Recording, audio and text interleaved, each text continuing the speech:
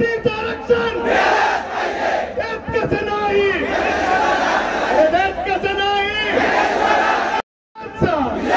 भारतीय संविधानाचा एलकोट एलकोट एलकोट एलकोट एसटीचं आरक्षण, एसटीचं आरक्षण, एसटीचं आरक्षण, अहिल्यादेवी होळकरांचा, अहिल्यादेवी होळकरांचा, अहिल्यादेवी होळकरांचा, भारतरत्न डॉक्टर बाबासाहेब आंबेडकरांचा, भारतरत्न डॉक्टर बाबासाहेब आंबेडकरांचा. यार माननीय श्री बोराडे साहेब जे आत्मक्लेश एकत्रित करून आपल्या धनगर भावांना एसटीतून आरक्षण मिळण्यासाठी खरोखर आत्मक्लेश एकत्रित करून कोणताही ढोंग न करता समाजासाठी सत्यतेनं उपवास धरून, सत्यतेनं उपवास धरून आपल्यासाठी उपवासावर बसलेत, त्यांचं मी अगोदर हार्दिक हार्दिक अभिनंदन करतो. त्याच आंदोलनाची चर्चा होते बोराडे भाऊ, ज्या आंदोलनाच्या नियतीमध्ये आणि नीतीमध्ये कोणती खोट नसते, म्हणून तुमचा विजय निश्चित आहे. डंके की चोट पे एसटीचं आरक्षण, एकदा कायद्याचं बोलत असतो आणि तसाच होत असतं, आणि तसं आपण सगळ्यांनी अनुभवलेलं आहे. नाही म्हणजे नाहीच असतं, हे आपण सगळ्यांना बघितलं. भावांनो, अहिल्यादेवी होळकरांचे विचार आणि तत्कालीन त्यांचे राजपद्धती, त्याचबरोबर भारतीय संविधानामध्ये दिलेले अधिकार, हे दोन्ही विचार संविधानातले आणि अहिल्यादेवी होळकरांचे हे सारखेच आहे. ते मी डंकेची चोट पे तुम्हाला सांगत आहे. अहिल्यादेवी होळकरांचे विचार आणि भारतीय संविधानामध्ये दिलेले आरक्षणाचे विचार, आरक्षणाच्या तरतुदी ही माणसाच्या पूर्ण विकासाची तरतूद आहे. याचं उदाहरण द्यायचं झालं तर अहिल्यादेवी होळकरांच्या काळामध्ये आपण ज्या प्रकारे पाणी पिण्यासाठी पाणवठे हे करण्यात आले, त्याला आपण काय म्हणतो, पाणी बारवा तयार करण्यात आल्या. त्याच बारवा कशा प्रकारे असावा आणि माणसाला पूर्ण आयुष्य चांगलं जगता यावं, यासाठी भारतीय संविधानाच्या आर्टिकल 21 मध्ये भारतरत्न डॉक्टर बाबासाहेब आंबेडकरांनी तरतूद करून ठेवली, आणि ती तरतूद अहिल्यादेवी होळकरांच्या विचाराची आहे.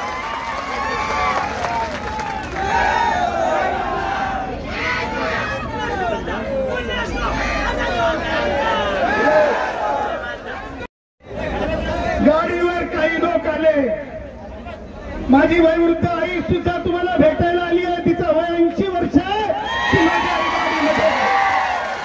मला म्हणे त्या धनगराच्या मुलाला मला भेटायला जायचंय, 4 दिवस तुझं सरकार गेलं नाही, मला तरी घेऊन चल, म्हणून ती मुंबईहून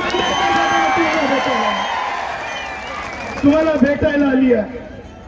सांगायचं तात्पर्य,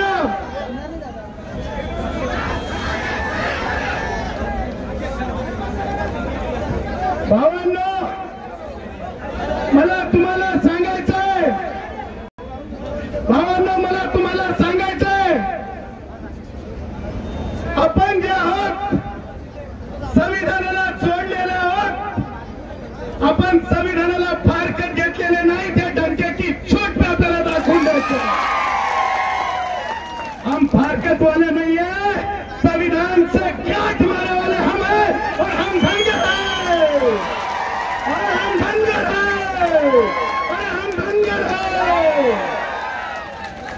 भावांनो, जेव्हा मी नागेवाडीच्या पुढे येत होतो त्यावेळेस सोबत असलेल्या जयश्रींनी, ऍडव्होकेट जयश्री पाटलांनी माझ्या छोट्या मुलीला 5 वर्षाच्या, ज्या आपल्या मेंढ्या घेऊन माझा धनगर भाऊ पुढे पुढे आपली कुटुंब घेऊन चालत होता, तेव्हा माझ्या मुलीला आता तिने दाखवलं, सी द शिप्स, आणि ती महिला आणि ते एक कुटुंब चाललेलं आहे. म्हणजे ही अवस्था आजही या तळपत्या उन्हामध्ये या काळातही माझ्या आदिवासी असल्याचं एका ठिकाणाहून दुसऱ्या ठिकाणी जाण्याचा हा डंक्याची चोट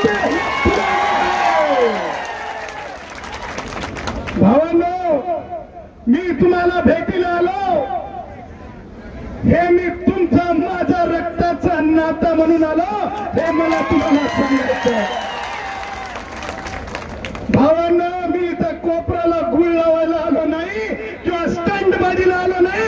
हे माझं आहे आणि माझं आहे. संविधानाच्या आधारे बोलावं लागतंय, कारण मी कोर्टामध्ये मांडत असतो.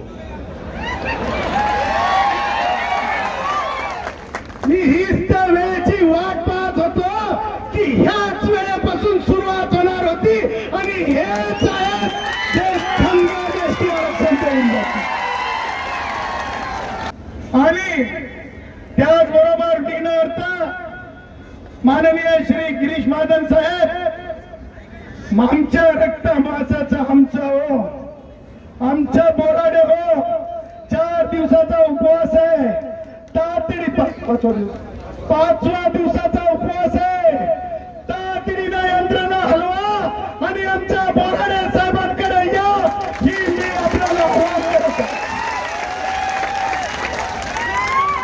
आणि येताना नुसतं येऊ नका हो, येताना नुसतं येऊ नका हो, वादा नाही हो.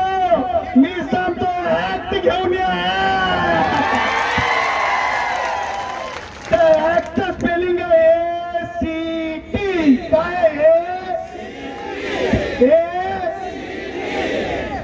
नाही, ऍक्ट घेऊन या. बँकेची छोटे प्रमाणपत्र मिळतील आणि या माझ्या भावाचा उपवास सत्कर्मी लागेल, कारण या भावाची पोटती टाका. भावांनो, लक्षात ठेवा, कायदेशीर दृष्ट्या आपण एकदम सक्षम आहोत. कायदेशीर दृष्ट्या माझे भाऊ, तुम्हाला मी सांगतो, कायदा हातात कुणी घ्यायचा नाही. आपण इरिस्पेक्टिव्ह कोणाला बोलण्याची गरज नाही, कारण सुप्रीम कोर्ट आपल्या सोबत आहे, भारताचं संविधान आपल्या सोबत आहे आणि सरकारला आपल्यापासून दूर जाता येणार नाही. हे डंक्याची चोट. आणि म्हणून सच पता है झूठ पता है, हम तो हम. सच पता है झूठ पता है, हम तो हम धनगर है. हम